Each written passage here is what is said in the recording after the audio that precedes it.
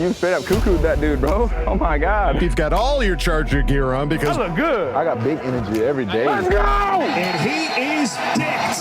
Blind squirrel finds a nut every once in a while. That's right. You have to love what you're seeing on tape if you're a Chargers fan, especially for the future with Justin Herbert. On the move and throws and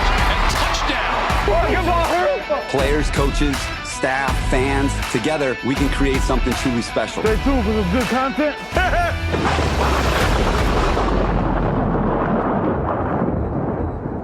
Well, hey there, hi there, ho there, folks. Welcome back to the Charger Chat. I'm your co-host, Wooldog, sitting with my buddies, Kev, Hug, and Duggan. I missed you guys. How you doing? Hey, missed you too there, big guy, and Kyle the coach, Duggan. Happy 4th of July, bro. Happy 4th, yes. Yes, it is technically the 5th, but everybody else is observing it, so we will too, dadgummit. No. Happy 4th of July. This is my day off of work because of 4th of July, Right. so this is what Yeah. I'm celebrating. We do this for you, folks. We don't take a day off here at Charger Chat. We're always working.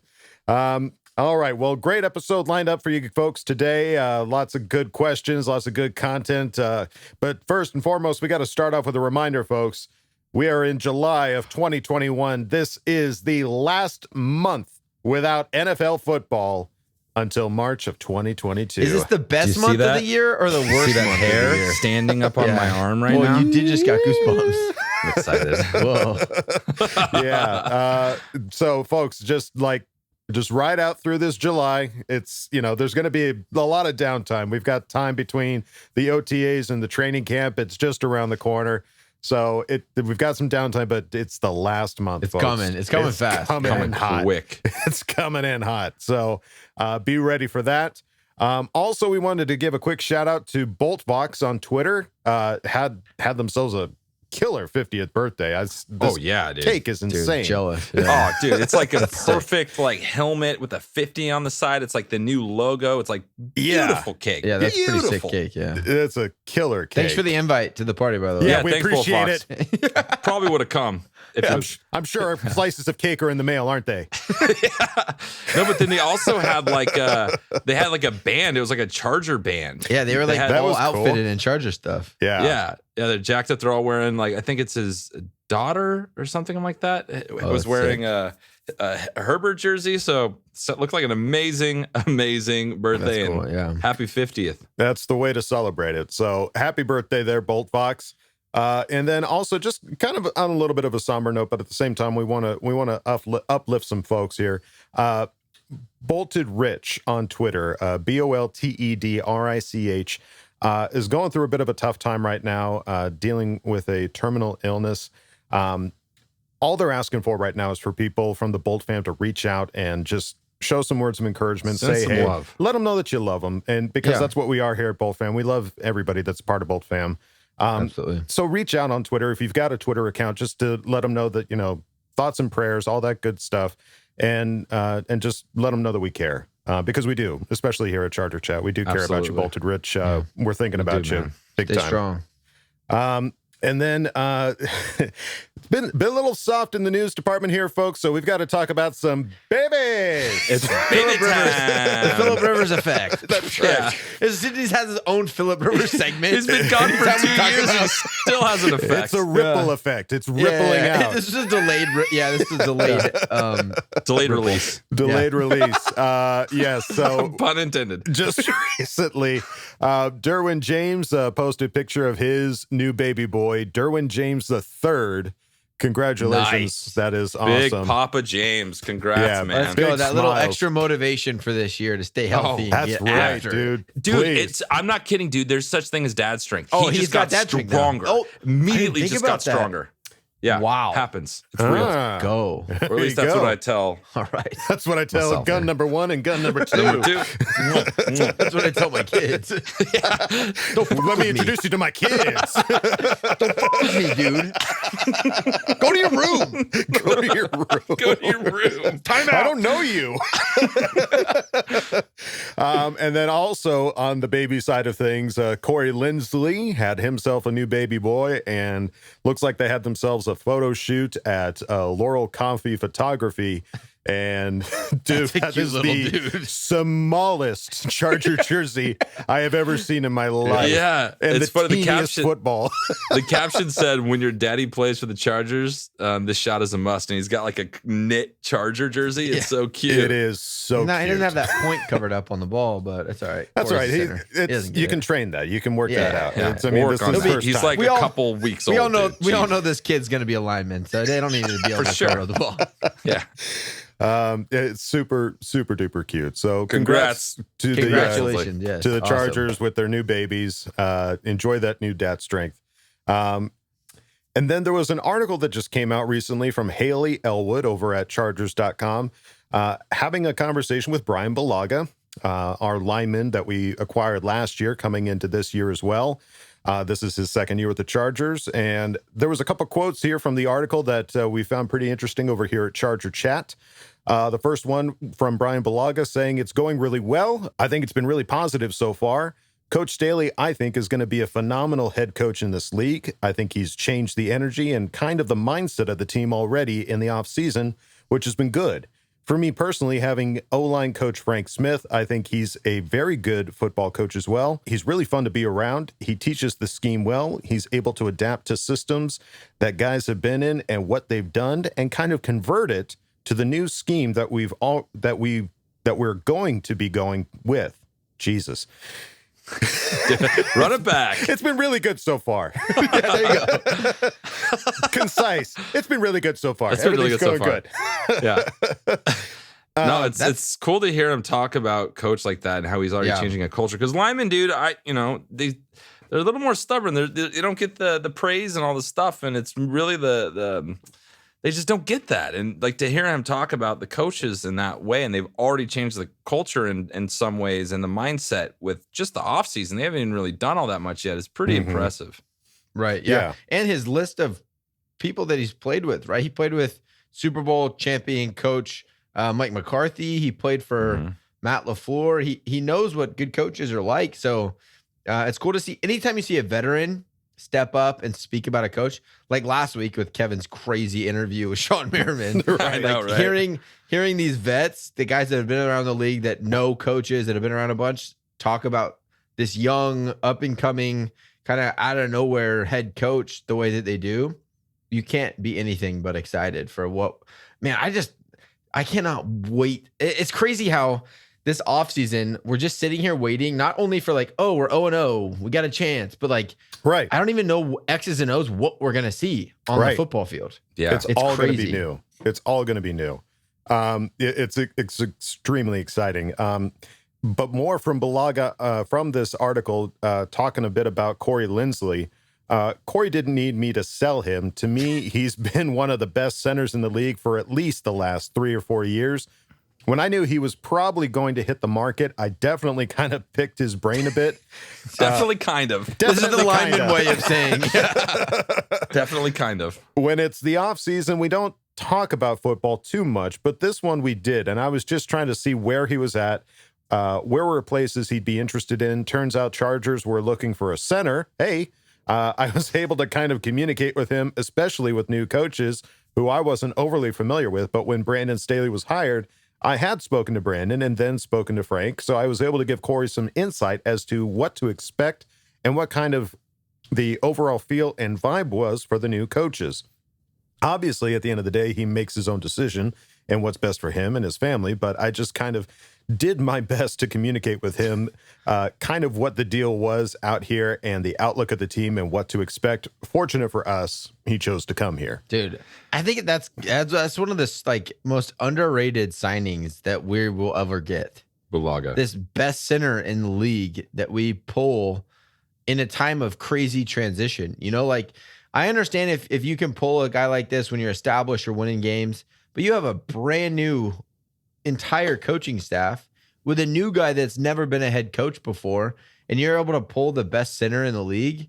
That was crazy work by Tommy T, and I'm sure Bulaga had more to do with it than what he's leading on. Well, and it's interesting to see where we've been. You know, it was Nick Hardwick, and then it was Pouncey, and then we had a off year where things didn't go so well, and then we got Linsley. So the Chargers have had. Didn't even mention his name, Dan the Mullet Man. I didn't want to call him out. He's not a center.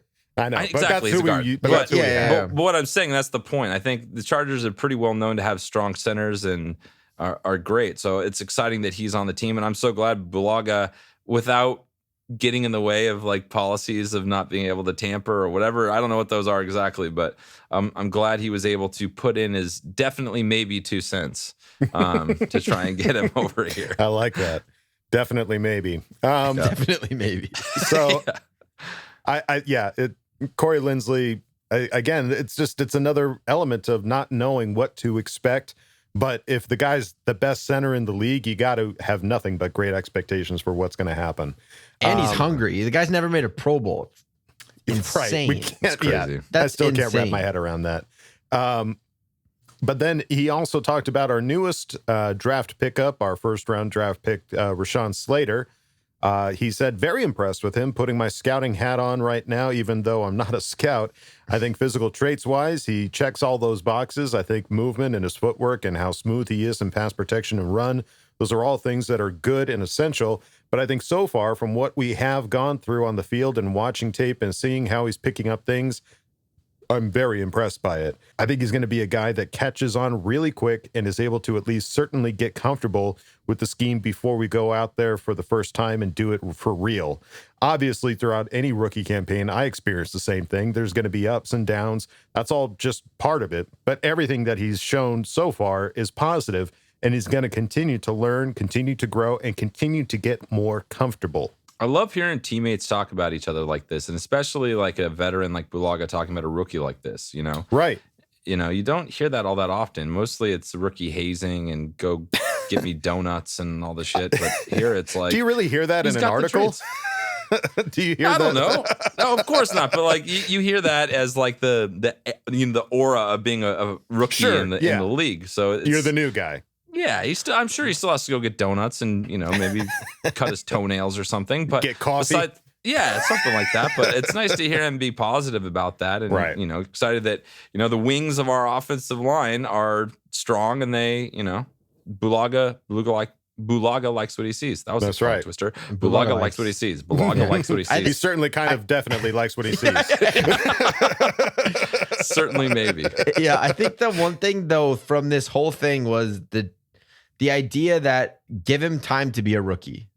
Right. I feel like we don't do that for players in the NFL, especially when they're drafted as high as Rashawn was drafted. Yeah. But at the end of the day, this guy hasn't played football it'll be 2 years before he gets on the field again in a real football game because he didn't play all last year at Northwestern. So give the guy, like, we obviously have high expectations, but there's going to be plays. And those are the plays that you're going to see. So as fans, obviously me included, we need to have our heads in the right place. Like, this guy is a left tackle of the future, and he's going to have a good rookie season, but there's going to be plays where he gets beat. Don't give up on him right away. He's going to continue to get better. Yeah, and that doesn't mean we can't be extremely successful this year. Just because we have a rookie left tackle, that doesn't mean that. It just means... Well, look what we did last year. We were almost a 500 team with the worst offensive line in the NFL. And like 5 games, we don't blow at the very end. That's a playoff team right there. So right. Yeah. Don't be the person that's just like, he makes one bad play and you're already like ripping your jersey going like, I have no left tackle. We took him in the first round. He punted Baxter. Right. Yeah. Just, you know, keep expectations there. I mean, there's nothing wrong with being critical. You know, there's nothing wrong with just seeing where the person can improve. But at the same time, just like, you know, keep the expectations tempered for his position. But you're hearing it from Bulaga himself that, like, dude, guy checks all the boxes. Like, he's ready to go. And you can win a Super Bowl with the Tampa Bay Buccaneers, right? Tristan Wirfs was a rookie last year. That's right. But we need to expect, you can do it. We need to expect more than what we've had. I think we can expect more than what Tevy did because he's a first-round pick and he needs to earn that. Like, that's just his job as a professional athlete now. Yeah, absolutely. Yeah, so, well, we'll expect expectations are still high. It's not like do your best, get in there. Set them realistically.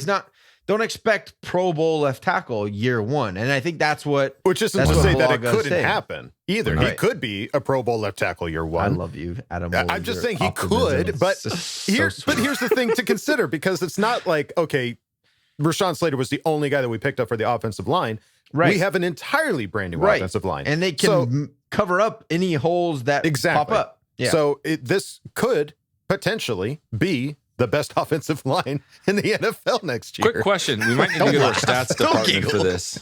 We might need to go to our stats department for this. Has there ever been a Pro Bowl where one team made the entire AFC side of the line?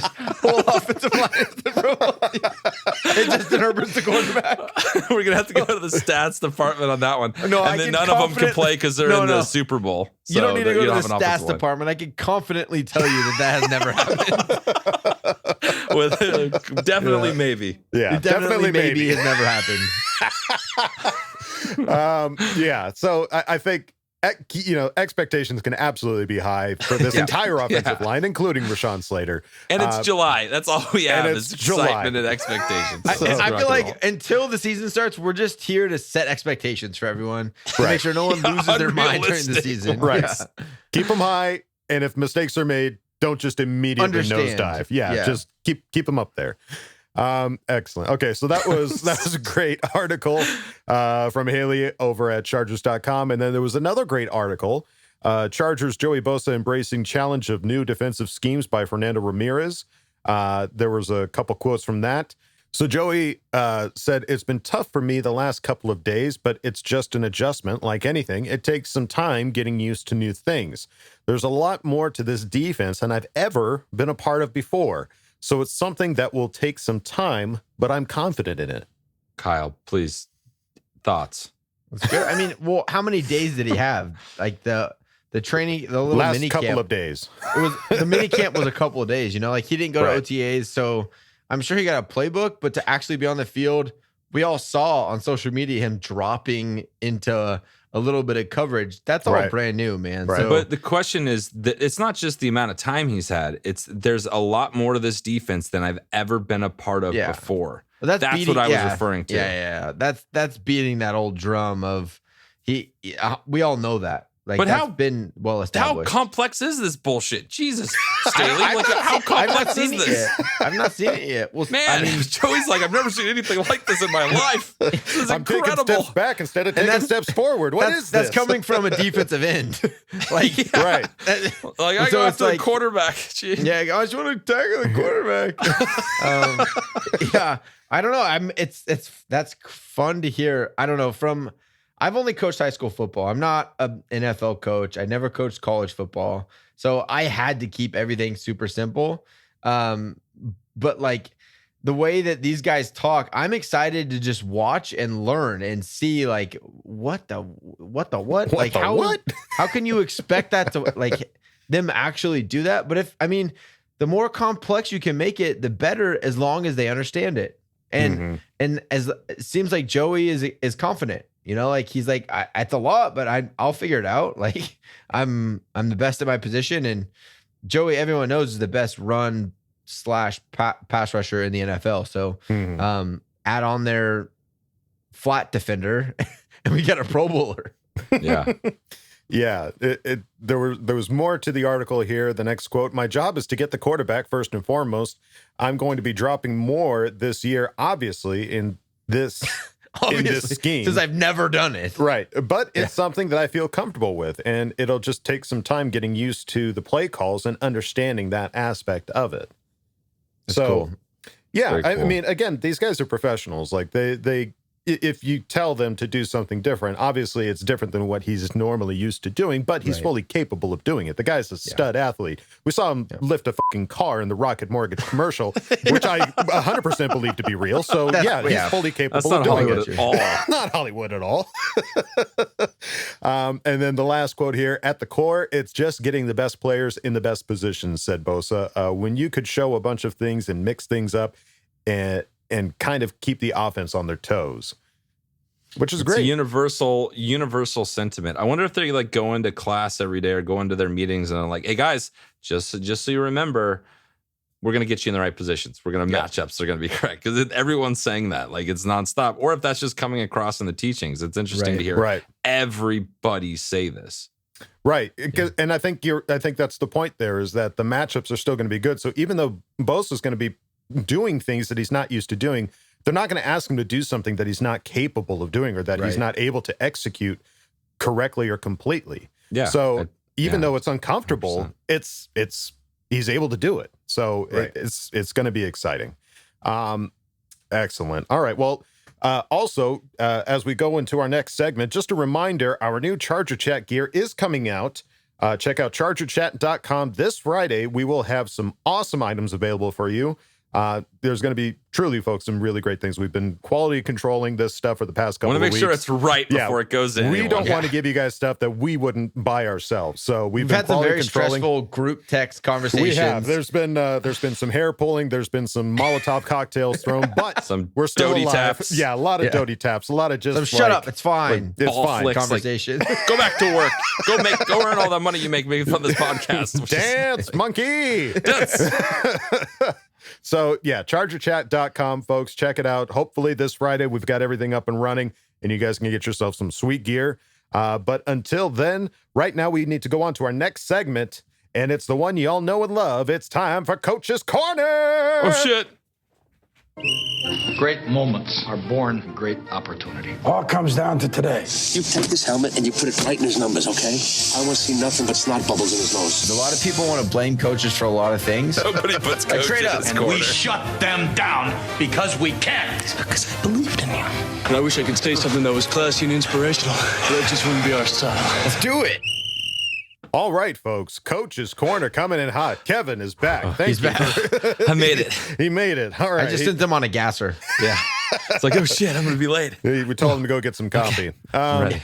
All right. So we've reached into the bag of questions and we've pulled out one from the glorious end. Congratulations. Your question is the one on this week's Coach's Corner. That name. You've got the Should question. always win. Should always win. Goes something like this.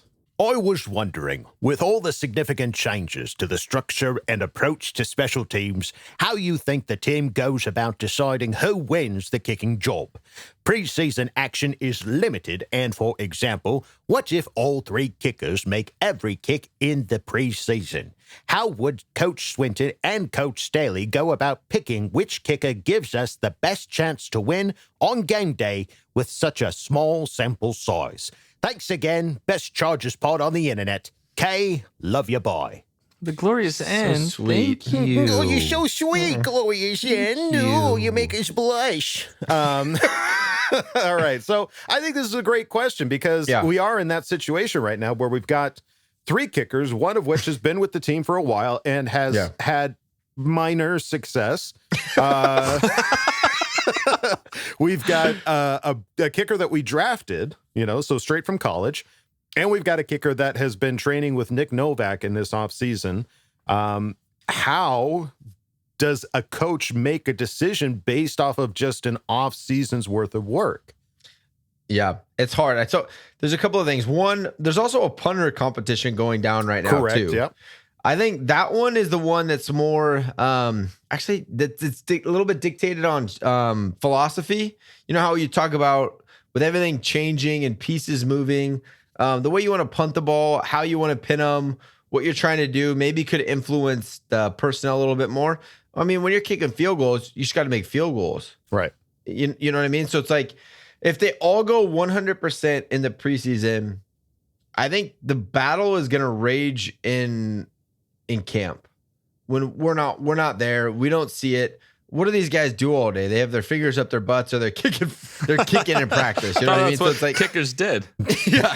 So the 99%. Up to the second knuckle, coach. Good work. Keep it going. Yeah. So the battle is going to be won in training camp because that's where 99% of their kicks are going to happen. The only part that I could see playing, only role that I could see playing a part in this change in coaching, these giggles in the background make it hard to stay on. Sorry, to my knuckle.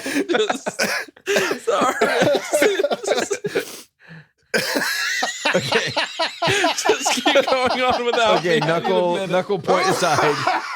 The only role that I could see playing a part in who gets the kicking job, like the place kicker job. So stupid. Oh man, I'm gonna give you guys a second. Oh, sorry, I'm ready. I'm ready. It's okay. I'm just We're not gonna try. professionals here. No, We're professionals. you're good. We're not Give him a professionals. close up. Give him the close up, Adam. Give All him a right, close up. here comes the close up.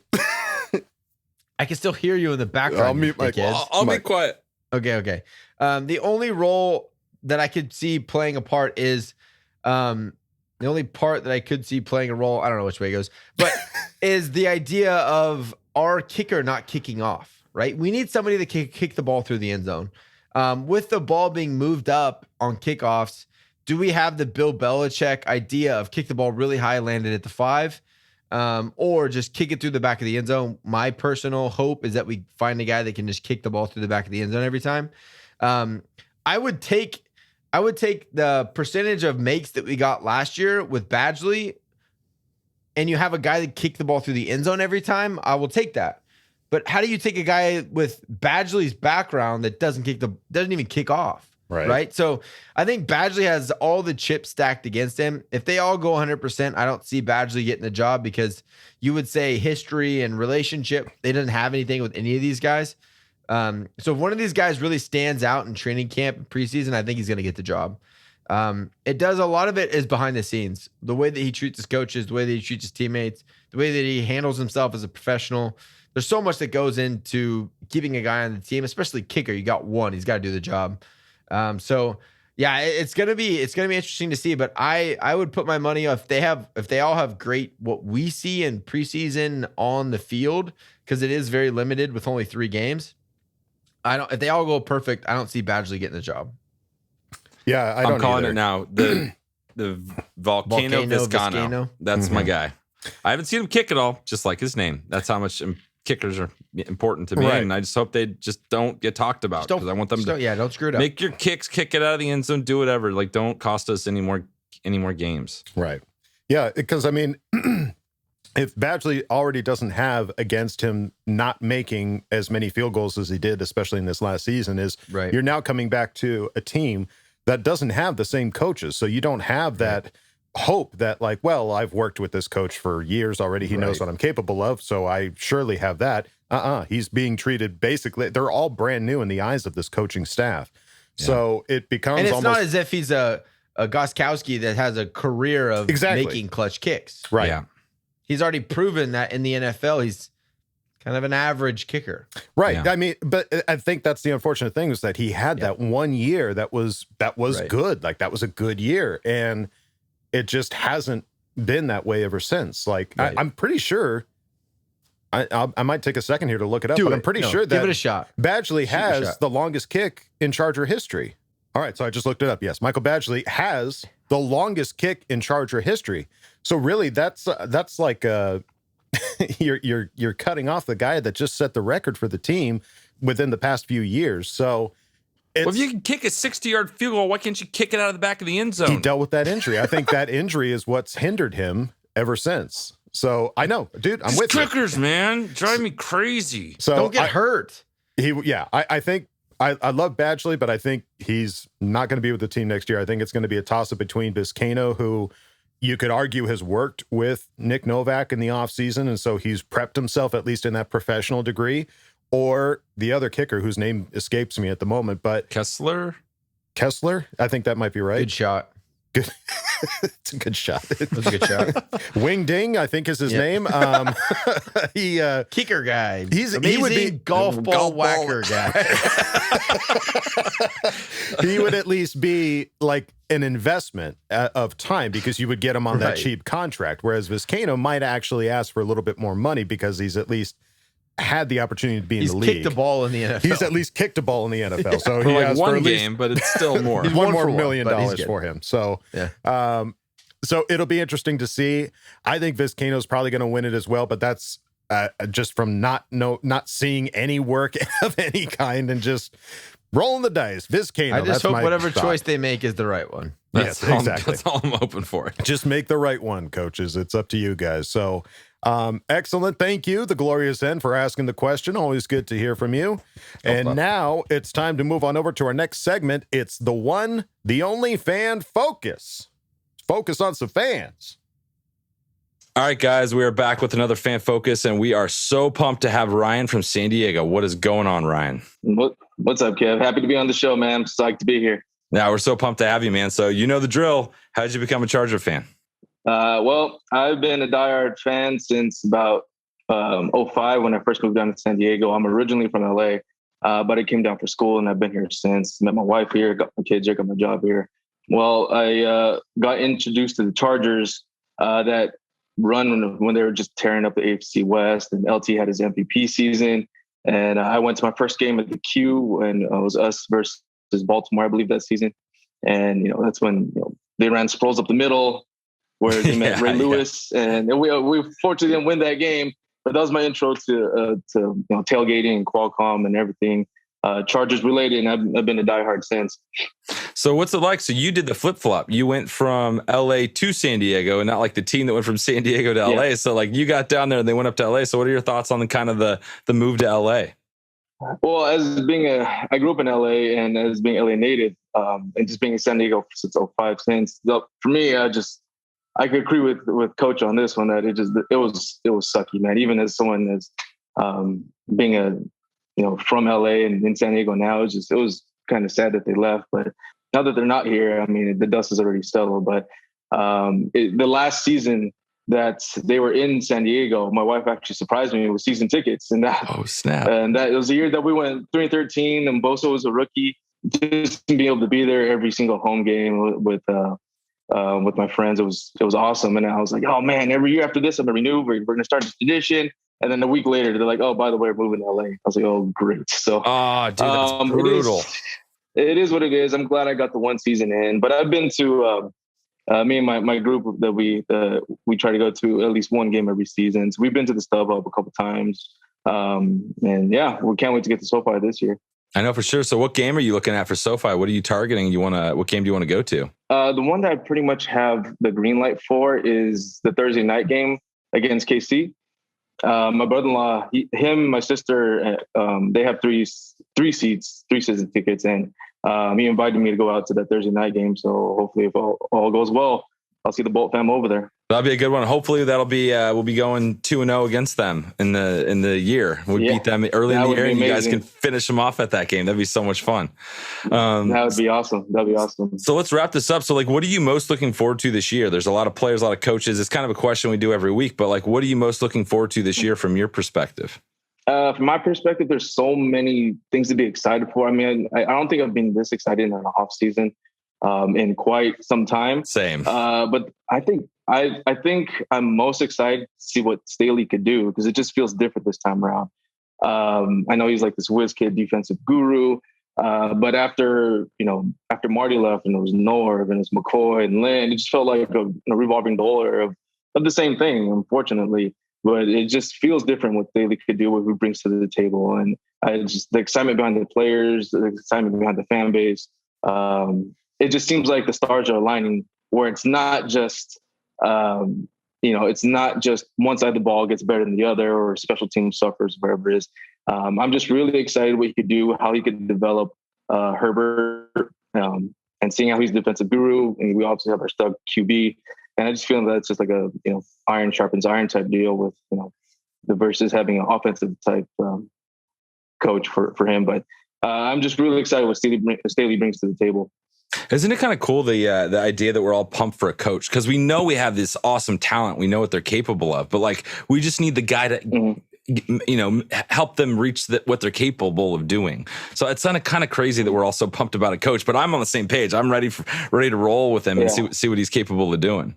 Yeah, I'm looking for sustainability and long-term success. Kind of like, I hate to say, kind of like what Belichick did to New England. They've just been consecutively good year in, year out. And what kind of like what Mike Tomlin did for Pittsburgh, just consecutively not losing seasons, always in the playoff contention, always right there on the cusp of the best teams in the NFL. And that's what I'm looking for most. And I think Herbert's the guy. Do it while he's on the rookie contract. Do it while you got your stud head coach. Do it while you have your star players paid. And with success, that's going to change a lot of things for these up and coming players. And when that bill, has to be paid. But the stars are aligned right now, and especially how this season it's going to be like a litmus test to what all the excitement's about. And I feel like next season, with all that cap space, all the the free potential comp picks that we're going to get as well too, it's just the sky's the limit at this point. What the team could do. Yeah, for sure, man. We're super pumped, just like you, and we're ready to go to. I love it. Got little bolt kids in there. I love it, dude. Me too. I can't keep them out. I love it so much. They're the best. Yeah. Hey, what's up? Oh, he's rocking his jersey too. Awesome. I love it. Yeah, I had to put him. This is my son Ronan, future. What's up, buddy? Charger fan with me right here. What's up, my man? Yeah, well, guy. Enjoy the season. Hopefully, you get to go to a game, my man. Yeah. Hopefully, I can see you guys there. And hopefully, I could share a beer with you and Coach and Wooly and maybe even Craig if he's there too. It'd be great to be able to chop with you guys at tailgate. That's the goal, man. I'm trying to get everybody together. So, dude, it was such an awesome time chatting with you, and thank you so much for coming on, my man. I'm happy to be here. Thank you for having me. Go Bolts. Love you. Bye. Love you. Bye. That was awesome. And the Love you buys are my favorite thing in the whole world. I know, right? I don't know what about it is so like, we're just like, it's like this inner circle squad. Yeah. If you say Love you buy at the end of one of the Boltons. That was so good, dude. I can't wait to have a beer with you at a game. Yeah, I know, cool. Dude. I can't wait to meet all these guys. Like, I can't meet Ryan and just walk around and see people we talk to on Fan Focuses. Hopefully, we can. And the little dude in the Rivers jersey, killing it.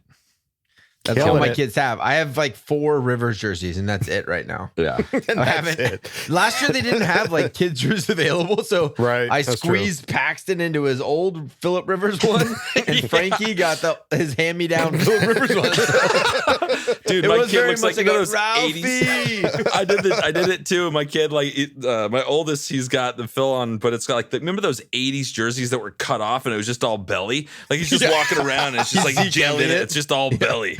But he's rocking his Phil jersey. Pulling the Quinn Miners, huh? Yeah, pulling Quinn. Letting the tummy breathe. Yeah, dude. Thank you so much for coming on, Ryan. It was so awesome chatting with you, man. And I love meeting really excited, educated Charger fans. Yeah, it's just the best. Yeah, I love seeing fans from around the country and around the world that we've had on our podcast. But there is something special about the San Diego guys that come on here that have stuck around, stayed strong, been through it. Yeah, it's pretty cool. You just like people that feel the same way you do. I know. He agreed with me at the beginning. I was like, I like this guy. Yeah. No, it was awesome. Thank you, Ryan, for stopping by. Thanks, brother. Love to have you on, man, and hopefully we do get to shake hands and drink some beers, kiss babies, $15 all that good beers. stuff. Here we go. Let's Here do we it. Come. All that merch that's going up on our website, the more you guys buy, the more money we get to buy people beers. That's what it's going towards. Yeah. There's going to be a lot of "What have you done for me lately?" questions before we go on Anyone the I beer see run. in Charger Chat merch is getting a free beer. There you go. No doubt. No, there you go. 100%. I love it. I'll bring my wife's credit card. Honey, honey, we got a big following.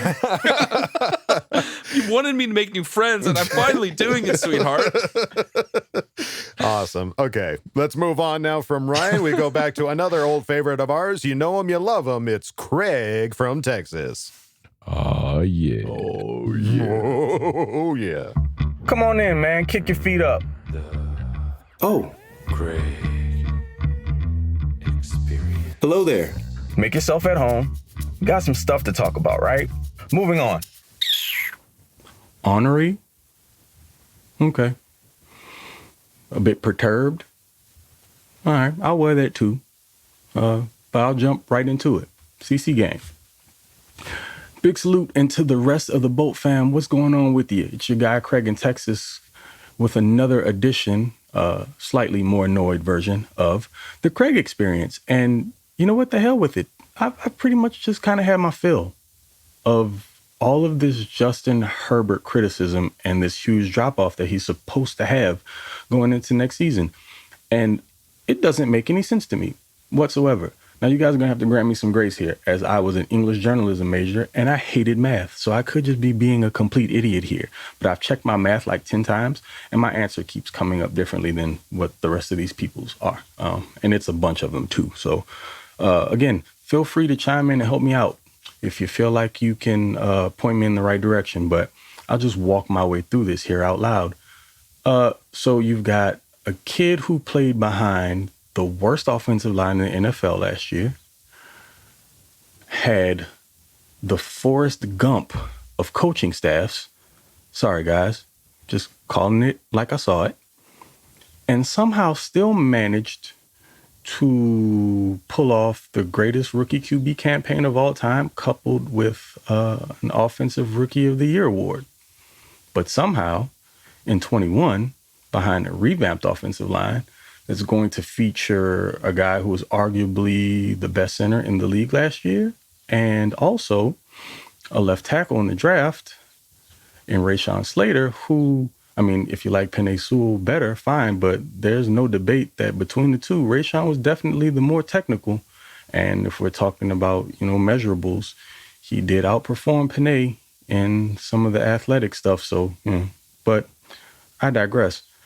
You take that and to it add what seems to be at least a competent coaching staff. I mean, we won't know until the guys hit the field next season, but just from everything that we see right now, seems like probably in pretty good hands.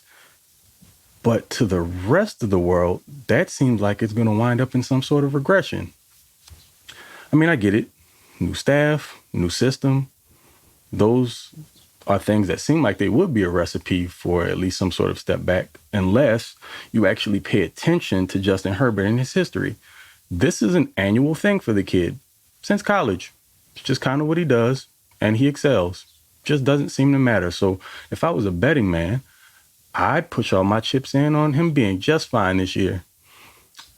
But on the other hand, you have other rookies in the league who are dealing with changes that you don't hear mentioned in regards to this regression talk. My guy, Justin Jefferson, and I call him my guy because he's literally from the same town as I am in Louisiana, good old St. Charles Parish. He went to Destrain High School, and, I got to watch him play in high school, supported him at LSU, and, I'm a fan of him in the league, provided he's not playing the Chargers. But he's going to have a new offensive coordinator next year. I guess that doesn't matter, though. And then you've got some of these idiots that are picking Joe Burrow and Tua to have the better seasons and better careers moving forward based on intangibles. On-field production be damned, because why should that matter? And, it's just not really making sense to me. And I keep going through it in my head, and I've taken my notes and use pencil and paper because, doing math in my head doesn't always work out. So, got it. They were using the ass clown formula. Why didn't I realize that? It's like the Pythagorean theorem. If Pythagoras had been huffing glue or on bath salts. Y'all know what I'm talking about, right? Okay, cool. So with that said, guys, I don't really have any questions. Now that I've figured it out, I'm going to go back with my pencil and paper, and I'm going to redo this again using that formula. It should work out just fine. Anyway, hey, you guys enjoy. I hope you enjoy by the time you hear this. You have enjoyed your 4th of July, your Independence Day, but whatever. I'm going to rework this, and I'll talk to you guys later, okay? Love you. Bye. Ass clown theorem, the best. The ass clown formula strikes back. Oh my God, I need that. Yeah. God. I won't lie to you, Craig. You started it off, and I'm just like, what is he mad about? I was like, now? wait, what is there to be mad about? Yeah. But then he strikes. Redeemed himself. He redeemed himself. So, I love that guy. Yeah. No, it's crazy the amount of doubters that are in these writing positions for articles talking about Justin Herbert having a regression when you have to look at every aspect of the picture and not just look at the year 2 stat of what could potentially happen. It's so easy. You don't have to do very much. He was just the rookie of the year and had one of the best rookie of the year campaigns of all time. Right. It's the easiest, no one's going to hold you accountable if he regresses a little bit. You can still say he regressed. It's just lazy journalism, in my opinion. So if people are coming up with all kinds of stuff to talk about right now, guess what? At least they're talking about us. But listen, okay, so looking at the NFL rookies of the year, who has gotten shade like Justin Herbert? Kyler Murray won it in 2019. He was like an MVP candidate this year. Saquon Barkley won it in 18. Also, everyone's like, oh, he's the revolution of the NFL. Alvin Kamara in 17. Dak Prescott in 16. All these guys, when they win the Rookie of the Year award, they come into the next year like they're God's gift to the NFL. Well, it's because these forgive me, assholes were so against him when he was drafted and had Burrow and Tua ahead of him. Right. It's like PFF. They're doubling down on this absolutely ridiculous take. Right. And good. Doubt him. I love it. We're just going to be able to smash you in your face later. Well, that's what Kevin did when he got drafted, and look how that turned out. It's perfect. He Why you got to take this smile? Why you got to take this joy that I had, Kyle, and just take a fat fart all over it? Fat one. It's just he feeds off the doubt, so keep it coming. And here's the thing. Sorry, Kevin.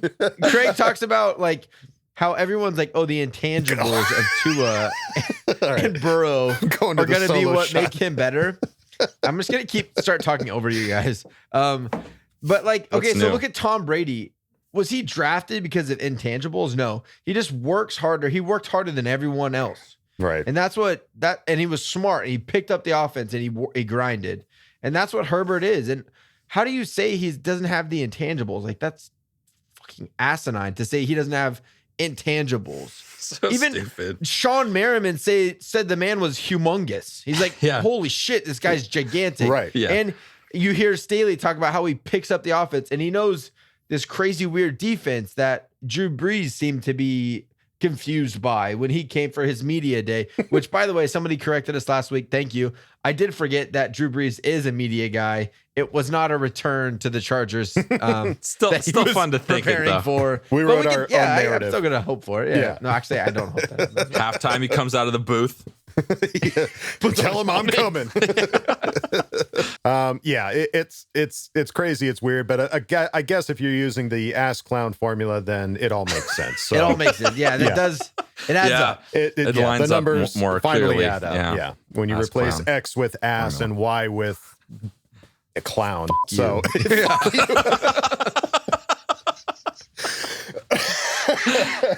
All right. Well, awesome. Thank you, Craig, for showing back up again. We always love to see you, man. Thanks, you brother. always, and boy, you're using that English journalism degree every week, and I love it, man. It's music to my ears.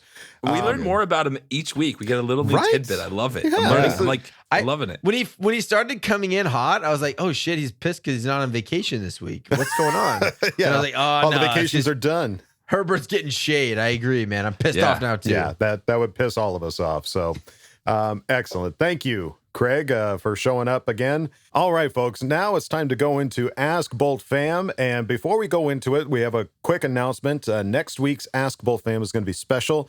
Our friends over at Shock Therapy Podcast are giving some goodies to give away next week.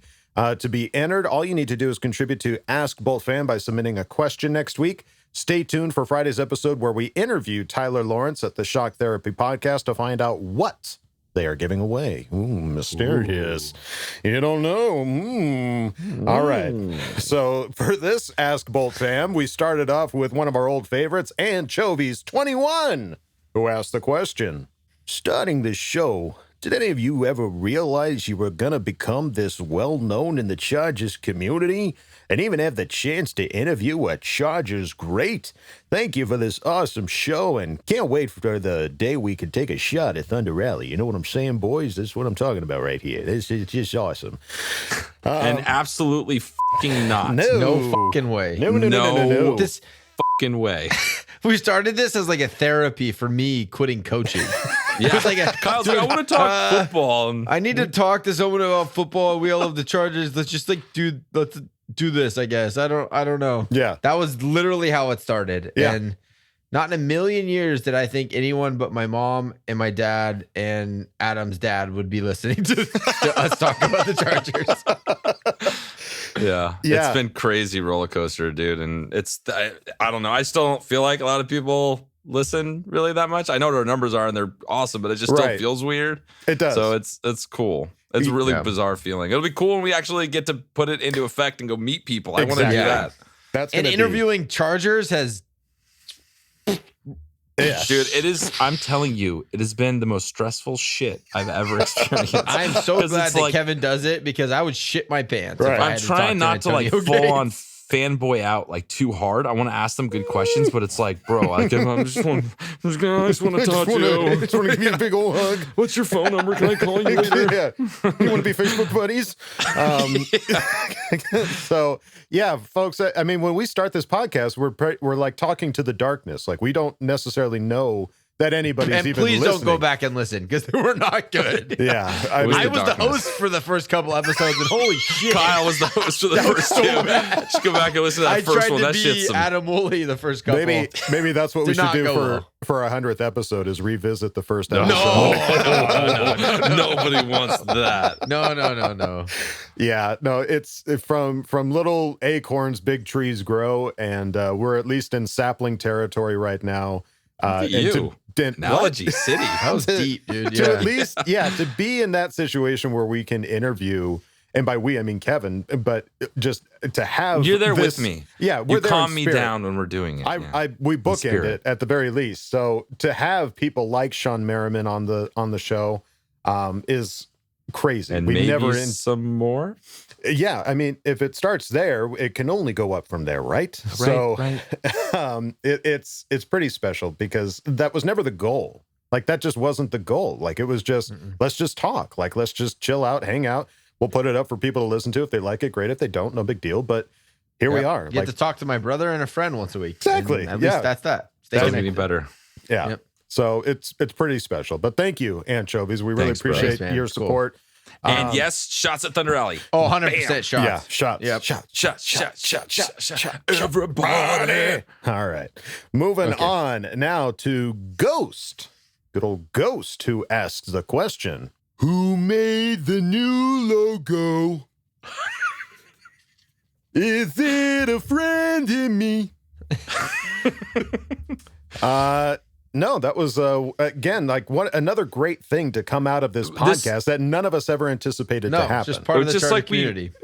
We meet awesome people that like it's Quest 360 Designs who did it, and we just met on Twitter, and it's just like people are incredibly creative and have this amazing background that are also Charger fans. So we're kind of like we're all coming together to like do stuff together, and we just lucked out that he wanted to help us, and he's awesome. God, are we grateful for it? Yeah, it's 100% crazy. Like another thing that we never anticipated, selling merchandise with our face on it. Like, no. How would that? No, not in a million years. So no, it's because of Quest 360 Designs that we're able to do stuff like that, which is just awesome. Just to connect with the Bolt fam in the way that we have is incomparable and special. So it's pretty damn cool. But thank you, Ghost, for asking the question. We move on now to Daniel Llewellyn, who asked the question. We need a new Chargers fan theme song. Ideas? Okay, that's all I got today. No specific questions, just we need some new shit to hype us up before our 2021 Super Bowl run. Okay, love you, bye. Annoying drunk dude at the party who steals the megaphone voice. He was so drunk he forgot the megaphone at the beginning of the. At the beginning I forgot he was holding it, and then he brought it back. He was like, he brought it back. He brought it in. New Chargers fan theme song. The idea of like rehashing that old like San Diego Superchargers, like because we're a retro team now. Like all our gear's retro, like all this stuff is retro. I'd love to, honor San Diego with a theme song. That makes the most sense. So finding a way to do that.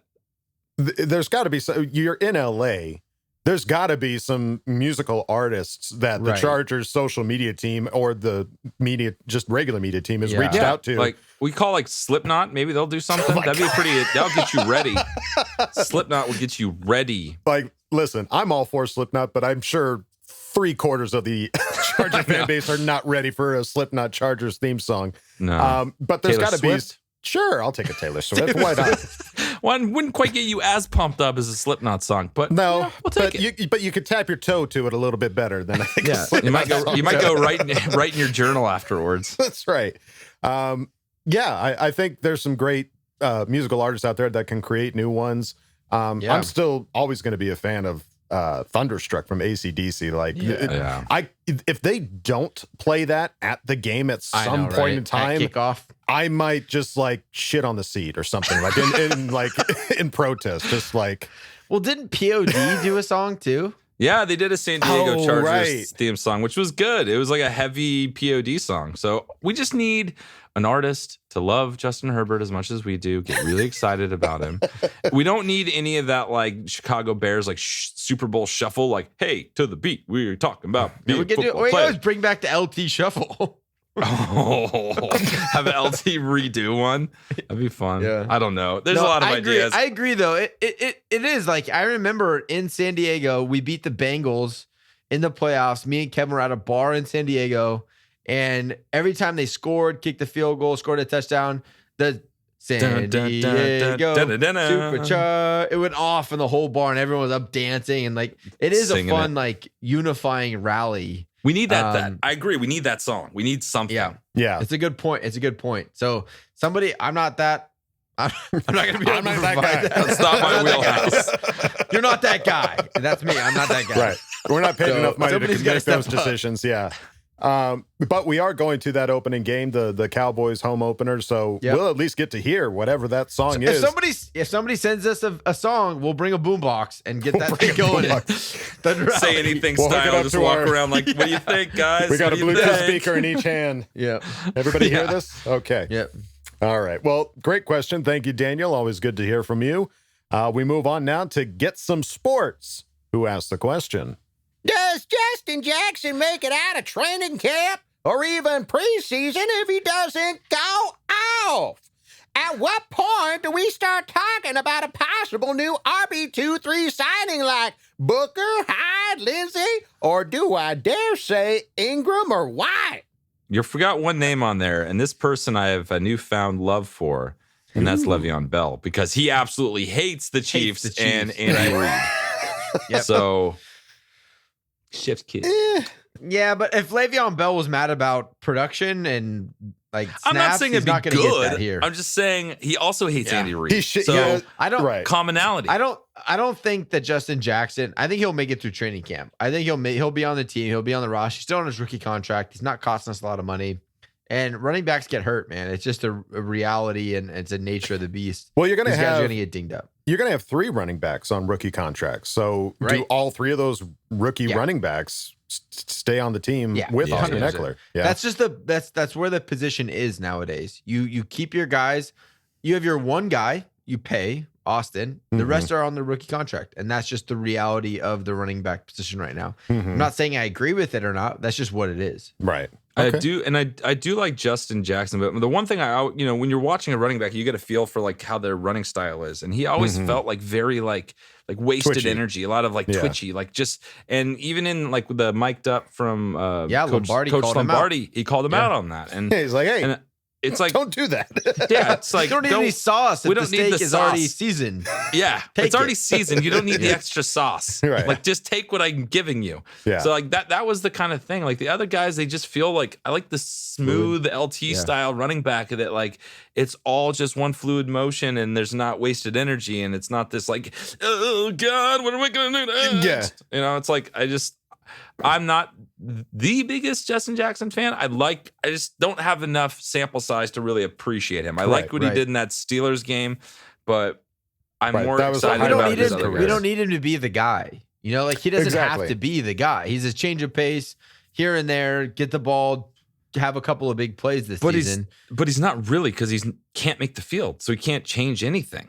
But you have to have those guys on your roster. Yeah, I see in case the overall goes down. sentiment. So, I see what you're saying. like big picture building your roster. The guy's cheap, and he can perform if he has to play. He has to play. Whereas if you go pick up one of these guys, you're paying big time money to put them on your roster to be behind Austin Eckler. Or maybe Le'Veon Bell volunteers as tribute just for Chiefs games. There is no fucking way that guy's not going to go try to get paid somewhere. That's that's why he sat out. That's why he didn't play for a whole year. Right. That's true. Yeah. So congratulations, Le'Veon. You sat out to the year where the cap space went down. So yeah, good 4D chess there on that part. But thank you for the question. Get some sports. Always good to hear from you. We move on now to Walnut Creek 4. I don't think we've heard this name before. This is new. I like this. This is a new name. Walnut Creek 4. I don't know if that's his address or what, but he's got a question to go something like this. Sign a couple dozen vet DBs. Can't believe we're relying on Face and Campbell at all. Not really a question, but a good observation. Yeah. I think I still like the Sherman is fun. I know. Like, that's what I was going to say. But that's the thing, though. Is I just at this point in his career, he's not going to go in there and be a backup. A question is there a thing of having too many leaders? Like Derwin is clearly running that defense. So you bring in somebody that's more seasoned than Derwin, kind of steps on leadership toes to a certain extent. It kind of throws the dynamic. Maybe they like the dynamic they have right now. Yeah, but maybe in that corner room you could have a guy. But Richard Sherman to me doesn't seem like the kind of veteran that we're going to add. I do agree. It feels like the cornerback room, I don't have a whole lot of confidence outside the top two. And even one of the guys I'm putting a lot of confidence has never played a snap in the NFL. So it does seem like a position where if they added a vet, I would be like, oh, okay, that kind of puts me at ease a little bit. I don't see it being a big name, but maybe kind of one of those career guys that has been around the league and can at least step in and be a fill-in. But I just don't see a big guy wanting to come to the Chargers right now with our situation. Right. Yeah. For sure. No guaranteed starting role for that person whatsoever. Yeah. And then at that point, when the older cornerbacks, there's just diminishing returns. Like it's the creme de la creme of athlete on the football field. And you got to pay them. And you got to do that. So if they're the veteran minimum is much higher than those like free agents, young guys that can come and play and maybe have a higher upside. Right. For sure. Yep. We'll see what happens. There's definitely still cap space, but we might be satisfied with what's going on. It might not be comfortable, might not be what we want, but it just might be what we deserve. But that's I feel like that's just the reality of building a roster. There has to be some spots where you're like, we can't get hurt there. Yeah. Like just don't get hurt in this one spot and we'll be okay. Right. And that feels like that's kind of that cornerback position. Yeah. And hopefully the Chargers can actually do that this year, is just not get hurt in those concerning positions. But we'll see what happens. But thank you, Walnut Creek 4, for showing up. Love the new names. We go now to an older name, Kevin Kernick. Good old Kevin. Yeah. Who asked the question. At year's end, what do we think our best or most used defensive package will be? 245? 236? I'm guessing it'll be 335.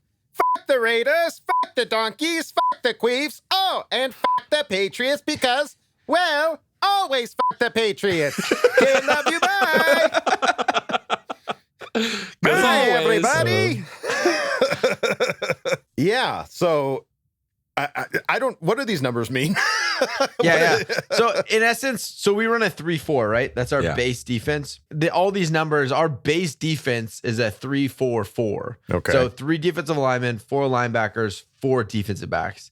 But Staley's continually said over and over that we're going to be in that nickel package so much that it ends up being a 3-3-5. So he's right in saying that, I'm guessing it'll be a 3-3-5. I think that'll be most of the time what you see. That's 3 defensive linemen, 3 linebackers, and 5 defensive backs. And whatever mixture of defensive backs that is between safeties and corners, that'll be fun to watch and see how it evolves. But I do think 3-4 will be like kind of your first down defense.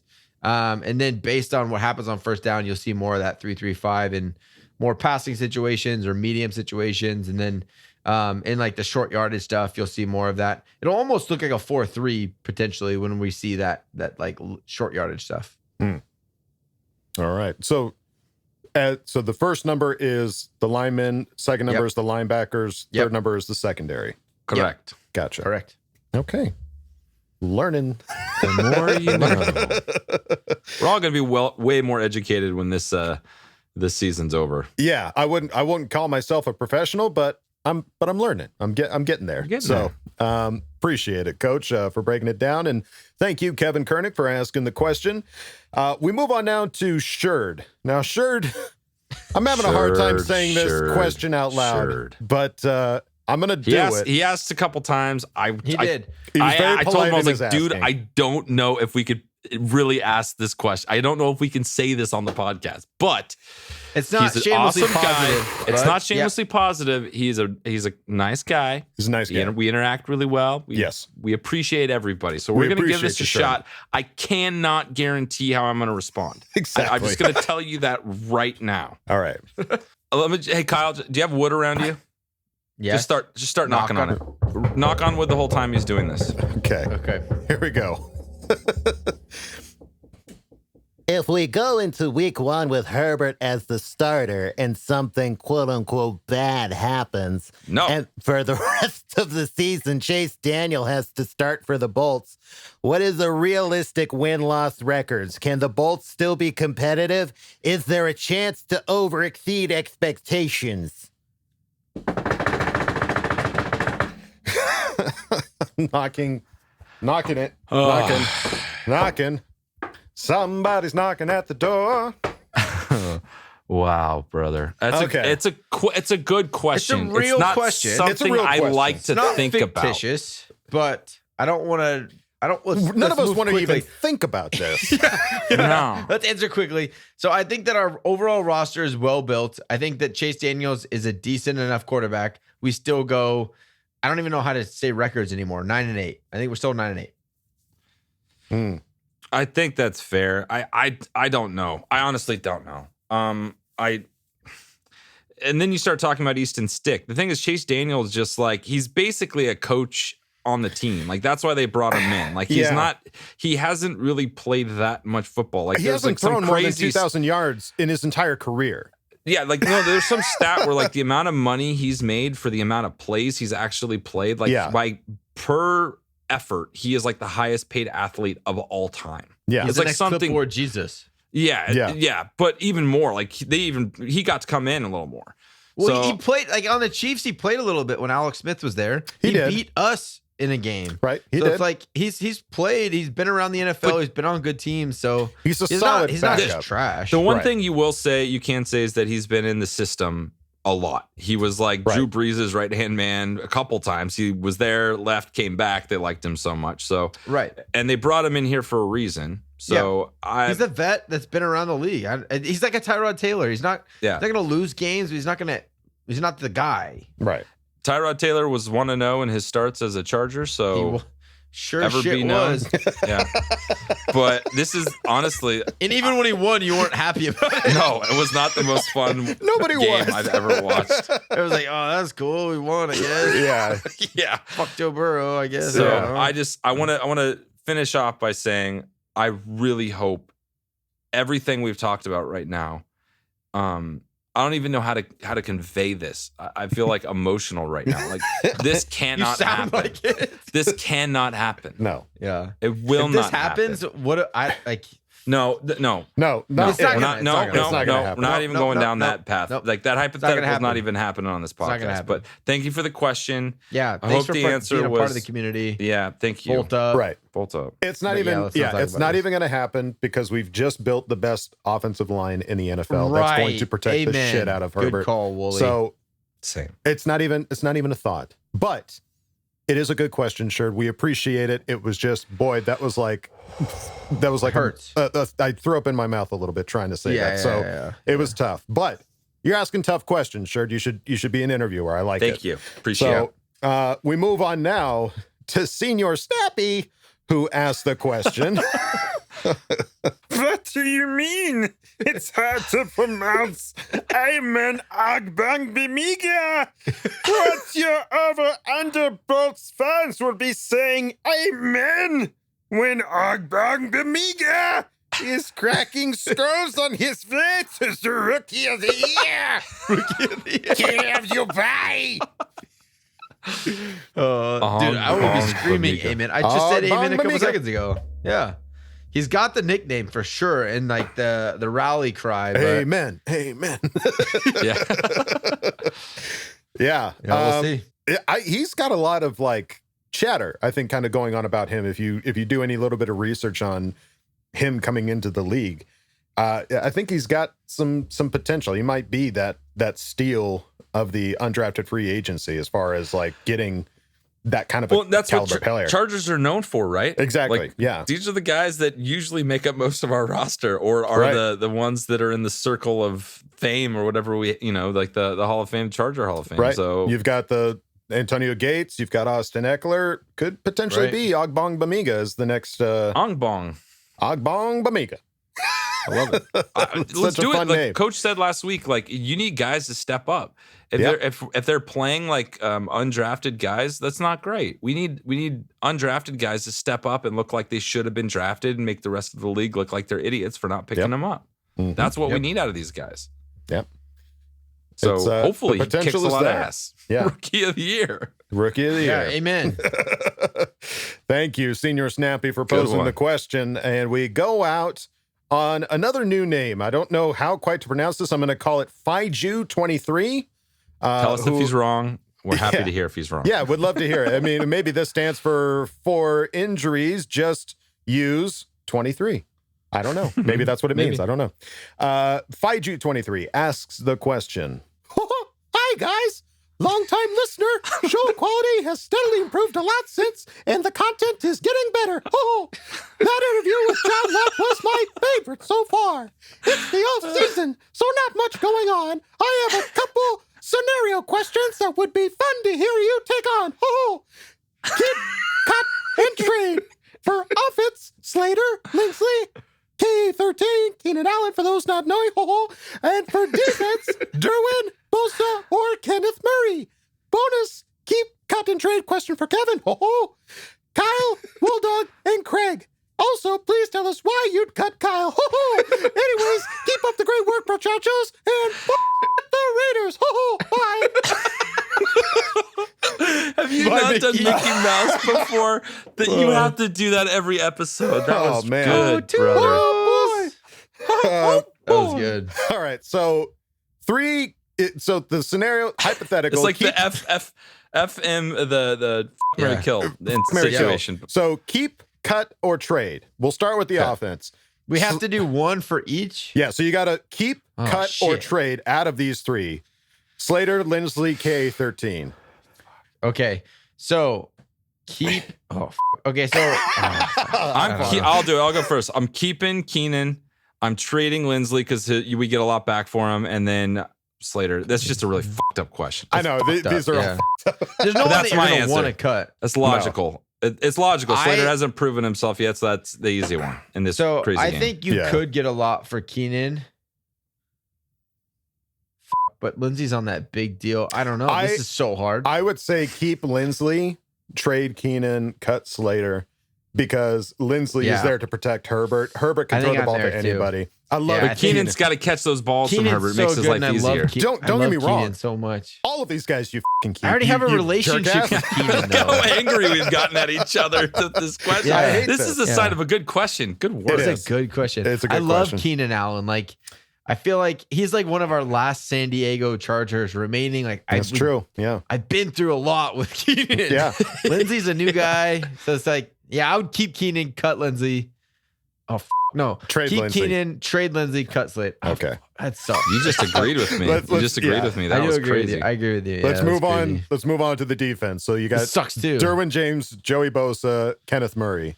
Keep, cut, or trade. Keep Bosa, trade. Derwin. Cut K9. That sucks too.